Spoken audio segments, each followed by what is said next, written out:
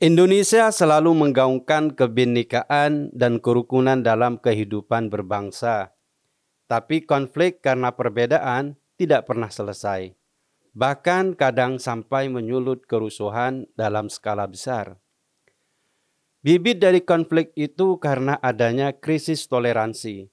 Masyarakat banyak yang belum paham bagaimana menghormati pihak yang berbeda. Kelompok mayoritas merasa berhak mengatur kelompok minoritas. Bahkan kadang-kadang dengan menggunakan kekerasan. Hal itu menjadi bom waktu yang bisa meledak kapan saja. Setiap tahun konflik SARA terus terjadi. Jika di luar sana marak terjadi fenomena Islamfobia, di Indonesia ini sering terjadi Kristenfobia. Banyak kegiatan ibadah umat Kristen yang dibubarkan dengan alasan ibadah harus di tempat ibadah. Padahal faktanya banyak orang Islam yang juga melakukan ibadah di rumah. Hal itu menunjukkan adanya diskriminasi terhadap kelompok minoritas. Misalnya yang terbaru, kasus penganiayaan terhadap sekelompok mahasiswa Katolik di Pamulang, Banten yang menjadi catatan miris untuk kesekian kali. Warga dengan alasan ketertiban umum membubarkan dan menganiaya para mahasiswa Universitas Pamulang yang sedang menggelar doa rosario. Awalnya, penghuni kontrakan yang berinisial AA mengajak teman-temannya untuk berdoa rosario bersama di rumah kontrakannya. Namun, kegiatan yang harusnya berlangsung dengan damai dan khidmat malah menjadi malapetaka bagi para mahasiswa Katolik Umpam itu. Tiba-tiba ketua RT berinisial D muncul dan marah-marah. Ketua RT sempat mengamuk lantaran merasa peraturan yang dibuatnya tidak dihargai, yaitu perihal batasan jam kunjungan ke rumah warga. Ia kemudian berteriak-teriak dengan kata-kata kasar kepada mahasiswa. Teriakan dan makian ketua RT terhadap sekelompok mahasiswa itu lalu terdengar oleh warga sekitar. Warga pun beramai-ramai ikut menggeruduk rumah kontrakan mahasiswa tersebut. Ketua RT kemudian meminta mahasiswa yang berada di kontrakan tersebut untuk bubar. Ia juga memerintahkan mereka untuk beribadah di gereja. Padahal doa rosario memang biasa digelar di rumah-rumah warga penganut agama Katolik, bukan di gereja. Tapi soal ketertiban itu memang hanya alasan dari ketua RT. Besar kemungkinan yang mendorong pelarangan kegiatan berdoa itu adalah perbedaan agama. Ini adalah relasi kuasa dalam konflik. Ketua RT yang merasa memiliki kekuasaan bertindak di luar batasan. Dia menyalahgunakan kekuasaannya dengan alasan menegakkan peraturan. Mahasiswa yang menganggap tidak melanggar ketertiban itu menolak untuk dibubarkan. Maka terjadilah bentrokan antara dua pihak.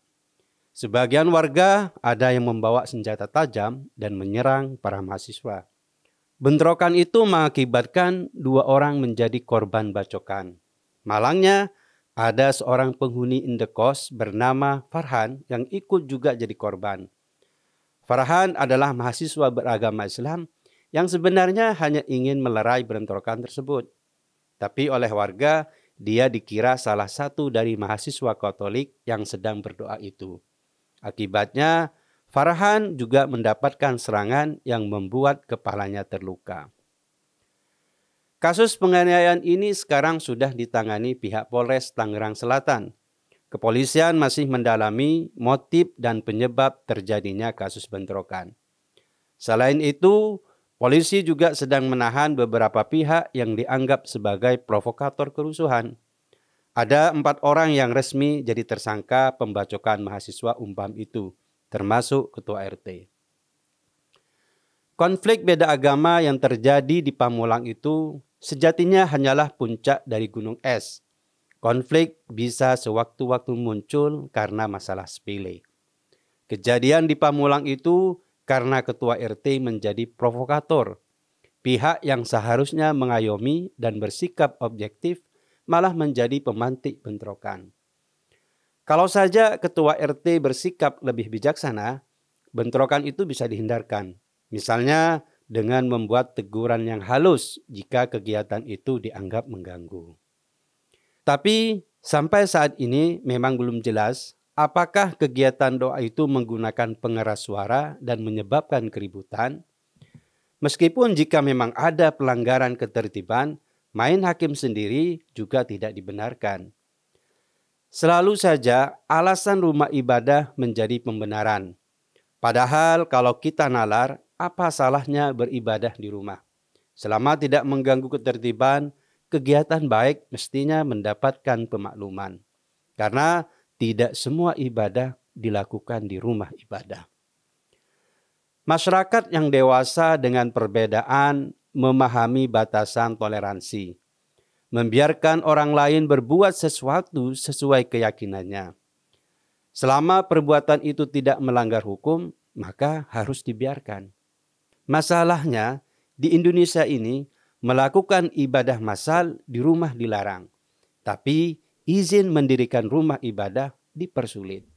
Masyarakat membutuhkan kesepemahaman atas perbedaan. Harus ada komunikasi antar sekat yang menyadarkan mereka pentingnya toleransi. Kesadaran ini harus dibangun secara bersama-sama, baik oleh pemerintah, pemuka agama, dan masyarakat. Konflik karena perbedaan memang terjadi di semua negara. Indonesia dianggap jauh lebih toleran jika menimbang banyaknya faktor perbedaan.